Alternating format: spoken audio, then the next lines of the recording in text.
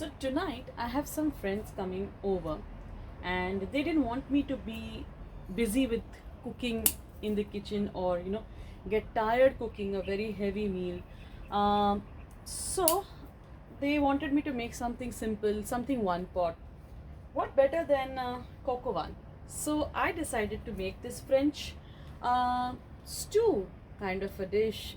French stew, yeah, with chicken and wine.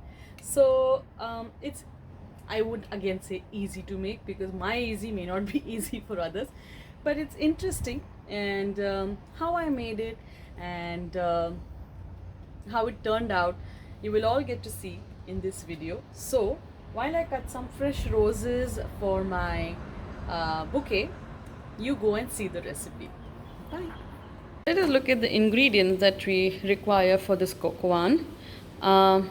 We will start from a celery stick. Let's look at the celery. So one celery stick, one carrot, one onion. This is going to be thinly sliced. 4 garlic cloves. You need 1 to 2 bay leaf. You need 100 grams of button mushroom, the stem removed. Then you need some French pickling onions or shallots, 12 of these. You also need some bacon. This is, I've chopped it finely. These are 4 strips of bacon. So you fine chop them. Then you need a nice chicken, traditionally beef stock, but I'm using chicken stock, salt, pepper, and 8 drumsticks of chicken. Skin removed or with skin is traditionally it's with skin, but we don't like skin, so we've removed the skin. It's your choice. And a very good quality of Pinot Noir. So here I'm using one from the Marlborough region in New Zealand, but again, traditionally you use a nice Pinot Noir from Burgundy. So this is it. Once again, chicken legs, mushrooms without the bottom, bay leaf, 4 garlics, 12 shallots, 1 onion finely thinly chopped, celery stick, 1 carrot, bacon rashers, chicken stock, nice Pinot Noir wine, salt and pepper. That is all. Now these are 8 legs of chicken. We are going to add 250 ml of good quality Pinot Noir, the one that you wouldn't mind drinking or serving to your friends. Then we'll add the 4 cloves of garlic. We will add our bay leaf. Bay leaf is fresh or dry, up to you. We'll add the celery that we chopped it fine. The one celery that I showed you, I've chopped it fine. And the onion, the one onion, long onion that we had, I've sliced it thinly. That also goes into this. And the 1 carrot that we had taken, also I've chopped it, I've diced it like this. So that also goes inside. And now just cling wrap this and leave it in the fridge to marinate overnight. Overnight is better actually. And in between, once or twice, just come and give it a nice stir.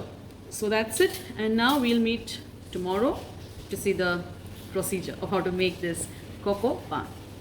It's day 2 and you can see our chicken has got the beautiful color of the wine that it has been marinating it in overnight.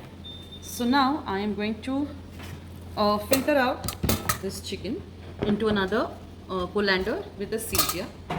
So let's just throw this plastic right away and yeah, just tip this chicken pot over and take out all the stuff from inside. Now we need to reserve this marinade. We need to keep this marinade and also the vegetables, but we will remove the chicken and keep it in another pot, right? So I'm taking out all the chicken and I'm going to keep it in another pot. Now we've removed all the chicken on one side and what remains is the veggies in the sieve and the wine in the bowl. So we keep that, and now let's take our pan and start our cooking procedure. So this cooking happens in batches. So first we fry the pickling onions or the shallots, then we fry the bacon, then we fry our chicken, we make it nice and brown. So that's how it goes in batches, and in total you need 4 tablespoons of olive oil. So 1 tablespoon each time you fry. I'm short of olive oil right now, so I'm going to use 2 tablespoons olive oil and 2 tablespoons of butter. Both should be fine. In fact, bacon has so much of fat in itself, so I can even skip 2 tablespoons of olive oil completely and cook this entire dish in just 2 tablespoons of olive oil. Alright, so now first let's start with frying. This pot is nice and hot. Not really very hot, I've just kept it on the pan, but it's hot enough. So I'm going to add these onions to the hot olive oil. And I'm going to fry these onions nicely. Okay, so let's just fry them properly. Onions are turning a little golden and soft. Now I will add the bacon, the 4 bacon rashers. Remember we had kept aside. So I'm going to add them to the pan now. Yeah, I think. Now remaining bacon, you can obviously put it in the fridge and use it with your eggs, omelets in the morning. Yeah, there we go. Now let's fry this bacon nicely. Now this bacon should become nice and brown. Bacon will release its own fat in the pan. So yeah, fry the bacon till nice crispy brown. If you can see, this bacon has become like golden and brown that we were saying. So now we need to transfer this. Just take this out to another plate, because next we are going to fry our mushrooms. So I'm just taking this out into another plate. Yeah, add the bacon fat in the pan, but I've just added some butter because mushrooms taste so good in butter. So I'm going to toss the mushrooms around in the butter and let them go soft. So this is like, will take another 5 minutes or so. So we'll keep stirring or shaking the mushrooms till they go soft. Now the mushrooms have cooked for 5 minutes and they are golden and they are soft. You see, nice golden tinge to the sides, and they're also nice and soft. Now again, transfer these mushrooms to maybe the same plate where you transferred your onion and your pork. Okay, no problem. You add another tablespoon of olive oil to your pan, and like I said, I'm short of olive oil today, so I'll add a bit of olive oil and butter. Okay, and now you bring back your chicken legs into the pan, and now you fry the chicken legs until nice and golden. Be careful, it splatters, so wash your hands.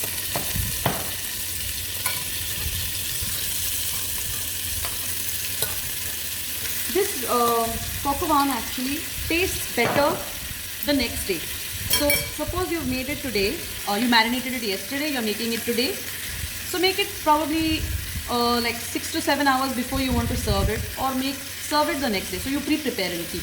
When you do that, a lot of tastes develop into this dish. So now see, the aim is to brown the chicken from all the sides. Yeah. So let's do the browning.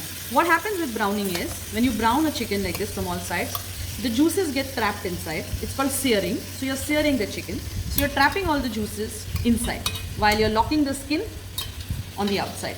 Okay. So let's sear the chicken. Chicken is seared from all sides. So now I'm going to remove this from the pan. Remove the chicken. After searing it, we will add these reserved vegetables that we had. We will fry them and wait for them to become, wait as in keep stirring them till they become soft. Okay, so all the vegetables that were marinating overnight also go in the pan nicely now. And fry them nicely till these get soft. Once the veggies are soft, like the onions are soft and golden, I will add some black pepper. Completely your choice how much you want to add. And I'll add some salt. Now salt, be judicious, because even the beef stock or chicken stock has salt, so sodium, so little bit. And anyways, you can adjust salt later, so that's no worry. Now to this pan, in the veggies, add the onion and the bacon and the chicken. Add all of your onion, the bacon, the beautiful oil that is now floating in the plate, which is full of flavor from the bacon and the onion. So don't waste that oil. Give it a nice mix. Don't worry of this. You don't have to worry about this black thing that's at the bottom. When you add wine and beef stock or chicken stock, whichever one you're using, it will automatically come out and render so much flavor to your coq au vin. Okay, now as you can see, it's nice and soft and beautiful. Let me add the seared chicken to the pan, again along with the juices. Give it a nice mix. Let's mix up all the vegetables and the chicken and the bacon and the shallots, everything together in the pan. Now remember this wine that we had marinated the chicken in, we need to add that wine to the pot. This is the wine that we have reserved. Give it a nice mix and add it to your pan. Okay. And again, mix it well. Try and scrape the bottom so all the thing that is stuck below comes up. I don't think white is the right choice of shirt or garment that you should be wearing when you're cooking something with red wine. Okay, after this wine, I am going to add my chicken stock also in the pan. Yeah. Sorry, if I did not mention, this is 500 ml of chicken stock. Now I'm going to give it a nice mix. And I'm going to cover my pot and let it. Right now, the heat is on highest heat because I'm waiting for it to get boiled. So once it boils, once it starts boiling, comes to a rapid boil, then I will reduce the gas or the current to medium, and then I will cover it and let it cook for 20 minutes. So in total, I have to first wait for it to boil, rapid boil, then once it rapidly boils, then I will reduce the flame, cover it and cook it for 20 minutes. And then, if you've noticed, we've not added the mushroom yet. We add the mushroom later. So let it boil first. Now this is nicely boiling. Put the lid on and let it boil for 20 minutes. Now you see the chicken is cooked, completely cooked. If it's not cooked, even after you've boiled it for 20 minutes, then wait till the chicken gets cooked. Now we'll add the mushrooms to the pan and let it stay in the broth for 5 minutes and let it cook well. Now, at this stage, when your mushrooms are cooked in another 5 minutes, the coq au vin is traditionally ready. If you want to intensify the flavor, which obviously we want to, and I always go ahead one step and do this with all my stews. So traditionally you add only bay leaf, but if thyme leaf or dry thyme is available, then you can add that to this dish when you're adding mushrooms. So I am going to add a sprig of, actually not, four sprigs of thyme leaves and some tomato paste. Now I don't have tomato paste, so puree also does the work. The basic intention here is to intensify the color and the flavor of the puree, of the coq au vin. So just add, when you're adding your mushrooms only, you can add your tomato paste and your thyme sprigs. Okay, and now if you find that this stock or this is too much stock or liquid for your liking, then you can also add 2 teaspoons of corn flour mixed with water. I'll show you that also. Yeah, let me show you that first and then I'll tell you how to eat this. This is a 2 teaspoons, this size spoons of corn flour I've taken. I'm just going to add little water to it and I'm going to mix it into a nice slurry paste. Into a slurry, not a paste. Sorry, let me just, yeah, make sure all the cornstarch dissolves. If you don't want this step, if you're okay with the broth, so you can completely skip it. But after we add this, the gravy thickens. So I'm going to add this and then quickly mix it around. And you'll see immediately there's that, thick sheen or that shine or the thickness in the curry or gravy. So here we are. The chicken is nicely cooked. Let me just get rid of this light. So the chicken is nicely cooked, soft. Our mushrooms will cook now 5 more minutes and our coq au vin will be ready. You can eat this with mashed potatoes, on a bed of mashed potatoes. For mashed potatoes, it's very easy. Just boil few, put mashed potato type, put like russet potatoes, mash them, add some butter, add some milk and some cheese, soft cheese, and that's it. Give it a nice mix, salt and pepper. So eat it with either on a bed of mashed potatoes or you can also eat it with a French bread. Yep, so that's that. Now I shall wait for this to intensify.